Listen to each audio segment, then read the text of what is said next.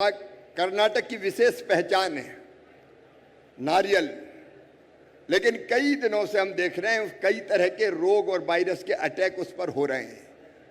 Coconut के कई पेड़ बहुत पुराने हो गए हैं, कई बाग बहुत पुराने हो गए हैं, उनकी उत्पादकता काफी घट गई है, उसको बढ़ाने की जरूरत है। और इसलिए मुझे बताते हुए प्रसन्नता है प्रधानमंत्री जी का इस समस्या की तरफ ध्यान गया है और इसलिए नारियल संवर्धन योजना नई भारत सरकार प्रारंभ करने वाली है। और उस योजना के अंतर्गत हम पुराने बाग जहां पुराने पेड़ हो गए उन पेड़ों को रिप्लेस करेंगे, उनकी जगह नए पौधारोपण नए पेड़ लाके वो लगाएंगे, प्लांट जो ज्यादा उपज देने का काम करेंगे। नारियल में जो बीमारियां आई है, मैं पिछले दिनों आया था, नारियल उत्पादक किसानों से मिला था, तो नारियल में जो बीमारियां आई है उनके मुकाबला करने के लिए भी हमने पूरी टीम बनाई है साइंटिस्ट की, वो भी आपको ध्यान है। लेकिन नारियल संवर्धन योजना का कर्नाटक पूरा लाभ उठाए, अपने यहां से प्रपोजल आप भेजिए, भारत सरकार उसमें आपकी भरपूर मदद करेगी। ಈಗ ತೆಂಗು ತಮಗೆಲ್ಲ ಗೊತ್ತಿದ್ದಂತೆ ನಮ್ಮ ದೇಶದಲ್ಲಿ ಮತ್ತೊಮ್ಮೆ ಕರ್ನಾಟಕದಲ್ಲಿ ಹೆಚ್ಚಿಗೆ ನಾವು ತೆಂಗು ಬೆಳೀತಾ ಇದ್ದೇವೆ।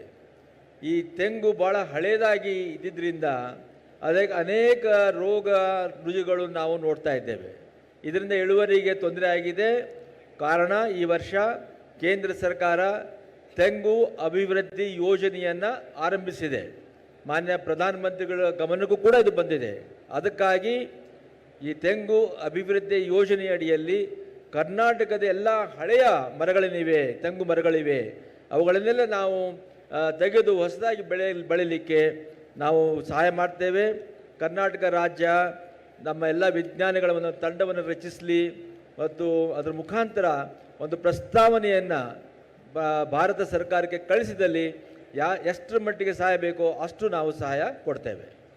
चावल के उत्पादन में भी कर्नाटक का विशेष स्थान है। अभी मैंने देखी कई पुरानी वैरायटी, मुझे बहुत खुशी हुई। हमारी पुरानी जितनी वैरायटी है उनको संरक्षित करने का काम हमारे कई मित्र कर रहे हैं, जिनको अभी सम्मानित भी किया और उनको पूरा प्रोत्साहन कर्नाटक की सरकार भी दे रही है। और प्रधानमंत्री जी ने तो ऐसे कई भाई और बहनों को जिन्होंने पुराने बीजों की किस्मों को संरक्षित करने का काम किया है उनको पद्मश्री जैसे अवार्ड से भी सम्मानित किया है। हमारी इस विरासत को सदैव बचा के रखना चाहिए।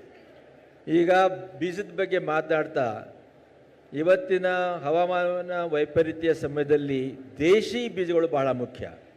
ದೇಶಿ ಬೀಜಗಳನ್ನು ಸಂಸ್ಕರಣೆ ಮಾಡಲಿಕ್ಕೆ ಅದನ್ನು ಮಾಡಲಿಕ್ಕೆ ಆಗಲೇ ಕರ್ನಾಟಕ ರಾಜ್ಯ ಭಾಳಷ್ಟು ಸಹಾಯ ಮಾಡ್ತಾ ಇದೆ।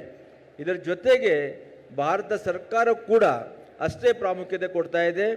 ಮಾನ್ಯ ಪ್ರಧಾನಮಂತ್ರಿಗಳು ಯಾರ್ಯಾರು ಈ ರೀತಿ ಬೀಜ ಸಂರಕ್ಷಣೆ ಮಾಡ್ತಾ ಇದ್ದಾರೆ ಅವರನ್ನು ಗುರುತಿಸಿ ಪದ್ಮಶ್ರೀ ಅಂತಹ ಒಂದು ಅವಾರ್ಡನ್ನು ಕೂಡ ಈ ವರ್ಷ ಕೊಟ್ಟಿದ್ದಾರೆ।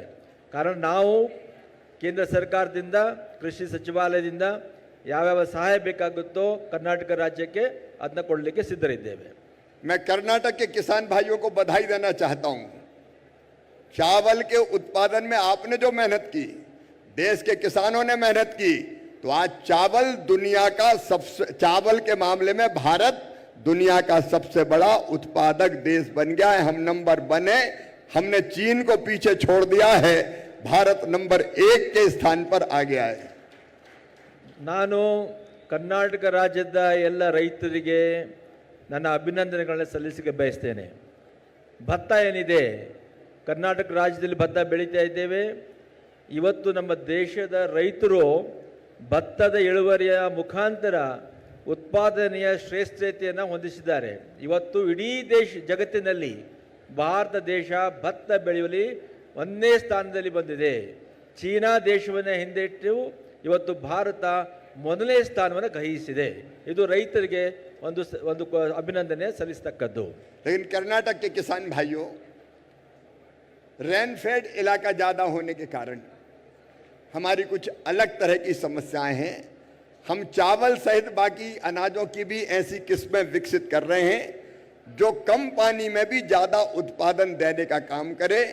एक किस्म हमने तैयार की है डायरेक्ट सीडिंग के माध्यम से, उसमें मजदूरी भी कम लगती है, 20% पानी कम लगता है और लगभग 18-20 दिन पहले आ जाती है।